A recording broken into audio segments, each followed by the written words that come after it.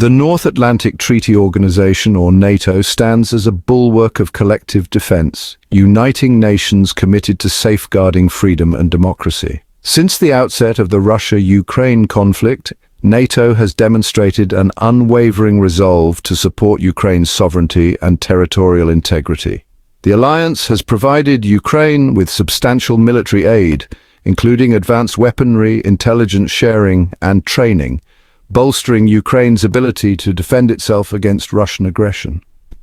Beyond material support, NATO has also enhanced its military presence in Eastern Europe, deploying troops and equipment to member states bordering Russia and the Black Sea. The alliance's actions send a clear message: an attack on one is an attack on all, and NATO stands ready to defend every inch of its territory. International law unequivocally recognizes the right of states to self-defense against armed attacks. Enshrined in Article 51 of the United Nations Charter, this inherent right forms the bedrock of Ukraine's legal justification for defending its territory and people against Russia's ongoing aggression. This right to self-defense is not confined to repelling an ongoing attack within a nation's own borders. It extends to taking necessary and proportionate measures to prevent future attacks and eliminate the threat posed by the aggressor. In this context, some legal experts argue that Ukraine possesses the legal authority to strike military targets within Russia if those targets pose a direct and imminent threat to Ukraine's security. However, the fundamental principle remains clear: Ukraine has an inherent right to defend itself against aggression, and the international community has a moral and legal obligation to support this right. The prospect of a Russian victory in Ukraine sends chills down the spines of many in the West, casting a long shadow over global security. Such an outcome, they argue, would have far-reaching consequences, emboldening authoritarian leaders, undermining the rules-based international order, and increasing the risk of future conflicts. A Russian victory, some experts warn, would signal to other revisionist powers that military force is an acceptable means of achieving geopolitical objectives. This could embolden countries like China, Iran, and North Korea to pursue their own expansionist ambitions, potentially igniting regional conflicts that could escalate into wider global confrontations. Moreover, a Russian victory would deal a devastating blow to the international norms and institutions that have underpinned global peace and stability since the end of World War II. The principles of sovereignty, territorial integrity, and the peaceful resolution of disputes would be severely undermined, creating a more chaotic and dangerous world. Ukrainian President Volodymyr Zelensky has made impassioned pleas for advanced weaponry, particularly long-range missiles. These weapons are crucial for Ukraine to strike deep within Russian territory, disrupting their ability to wage war. Zelensky's requests have been met with mixed reactions from NATO members.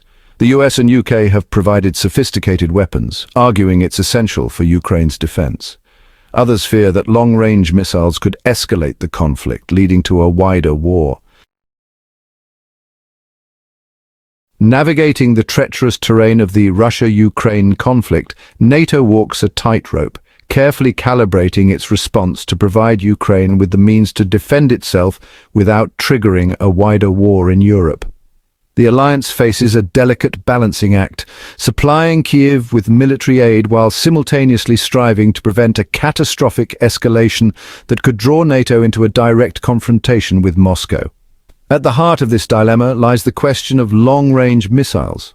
Ukraine contends that these weapons are essential to neutralize Russia's long-range firepower advantage, enabling them to strike Russian military assets that are currently out of range. However, some NATO members harbor deep anxieties about the potential consequences of providing such weaponry.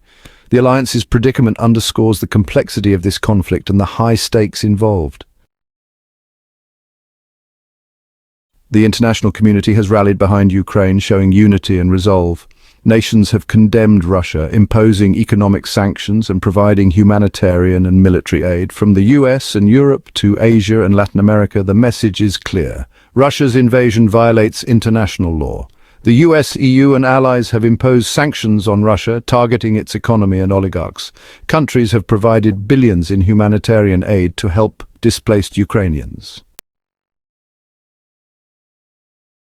While the roar of artillery and the clatter of gunfire echo across Ukraine, the imperative of diplomacy remains paramount. Amidst the horrors of war, finding a peaceful resolution to the conflict must remain the ultimate objective, a beacon of hope guiding the actions of the international community. Dialogue, however fraught with challenges and setbacks, offers the only viable path towards a sustainable peace. It provides a platform for communication, for understanding, and ultimately for reconciliation. The international community must engage in relentless efforts to facilitate dialogue between the warring parties. Neutral actors such as the United Nations or regional organizations can play a crucial role in mediating talks, bridging divides, and facilitating communication. A lasting peace, however, cannot be built on shaky foundations. It requires addressing the root causes of the conflict, including historical grievances, security concerns, and geopolitical aspirations. The ongoing conflict in Ukraine presents a labyrinthine challenge to the international community, demanding a nuanced and multifaceted response that balances the imperatives of supporting Ukraine's right to defend itself with the urgent need to prevent a wider war in Europe. Navigating this treacherous terrain requires a delicate dance, a careful calibration of military assistance to Ukraine, with relentless diplomatic efforts aimed at finding a peaceful resolution. On the one hand, the international community cannot stand idly by while a sovereign nation is subjected to unprovoked aggression. Providing Ukraine with the means to defend itself, including lethal military aid, is essential to deter further Russian advances and protect civilian lives. However, this support must be carefully calibrated to avoid actions that could escalate the conflict into a wider war between NATO and Russia. Therefore, the focus must remain on supporting Ukraine's defense while simultaneously pursuing every avenue for dialogue and diplomacy. Beyond the geopolitical calculations and strategic considerations, the conflict in Ukraine presents a fundamental moral imperative to stand in solidarity with a nation unjustly attacked and to defend the principles of sovereignty, territorial integrity, and the peaceful resolution of disputes. The images emerging from Ukraine-bombed-out cities, fleeing refugees, and the heart-wrenching stories of loss and resilience are a stark reminder of the human cost of war and the urgent need to uphold the values of peace, justice, and compassion. Indifference in the face of such suffering is not an option. The international community has a moral obligation to condemn aggression, support the victims, and hold the perpetrators accountable for their actions. This moral imperative extends beyond governments and international organizations. It is a call to action for individuals, civil society organizations, and people of conscience around the world to raise their voices, show their support for Ukraine, and demand an end to the violence. As the conflict in Ukraine grinds on, the path to a just and lasting peace remains fraught with obstacles and uncertainties. Achieving a durable peace requires addressing the root causes of the conflict, including historical grievances, security concerns, and geopolitical aspirations. It necessitates a comprehensive approach that encompasses not only security arrangements but also political, economic, and social dimensions. A key element of any lasting solution will be ensuring Ukraine's security and sovereignty. This may involve security guarantees from the international community, a robust deterrent posture against future aggression, and a commitment to upholding Ukraine's territorial integrity. Furthermore, a sustainable peace requires addressing Russia's legitimate security concerns, albeit not at the expense of Ukraine's sovereignty and territorial integrity. The conflict in Ukraine is not merely a regional crisis. It is a global challenge that demands a united and resolute response from the international community. Now is not the time for complacency or indifference. It is a time for action, for solidarity, and for a renewed commitment to the principles of peace, justice, and the rule of law. We must stand in unwavering support of Ukraine and its people, providing them with the humanitarian, economic, and military assistance they need to defend their country and rebuild their lives. We must remain steadfast in our condemnation of Russia's aggression and hold those responsible accountable for their actions. Beyond governments and international organizations, each of us has a role to play. We can donate to reputable humanitarian organizations providing aid to Ukraine, raise awareness about the conflict and its consequences, and advocate for peaceful solutions.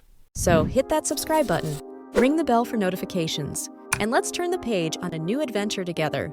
Get ready to experience books like never before, only on VBook 360. Like, comment, and share to support the channel and keep the video magic alive. Thank you for stopping by. And remember, every video has a story, and every story deserves to be shared. See you in the next video.